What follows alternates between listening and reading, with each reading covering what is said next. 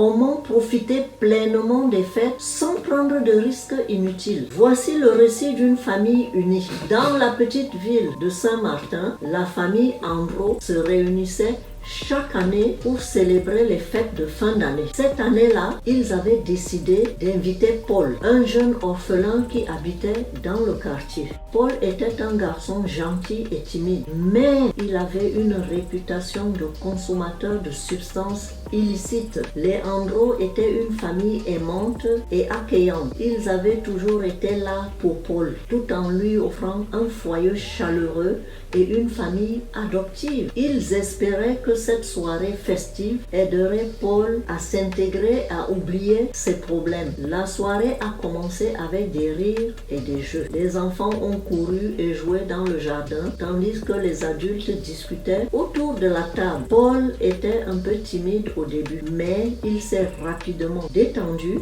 et a commencé à participer aux festivités. À un moment donné, Lucas, le fils aîné de Andro, a sorti une boîte de bonbons. Il a proposé à tout le monde de goûter à ces nouveaux bonbons, mais Paul a refusé. Lucas a insisté et Paul a finalement accepté. Quelques minutes plus tard, Paul a commencé à se sentir bizarre. Il avait la tête qui tournait et son cœur battait la chamade. Il s'est excusé et est allé se coucher. Les Andro étaient inquiets, mais ils n'avaient pas fait de scène. Ils ont continué à faire la fête en espérant que Paul se sentirait mieux. Plus tard, dans la soirée, Paul est redescendu. Il avait l'air pâle et fatigué. En tout cas, il semblait aller mieux. Il a remercié la famille pour leur hospitalité et est parti chez lui. Les Andro ont continué à faire la fête, mais l'ambiance était un peu différente. Ils étaient tous soulagés que Paul soit en sécurité, puis ils étaient également préoccupés par son avenir. Le lendemain, Mathilde, la mère de Lucas, a appelé Paul pour lui demander comment il allait. Paul lui a répondu qu'il allait mieux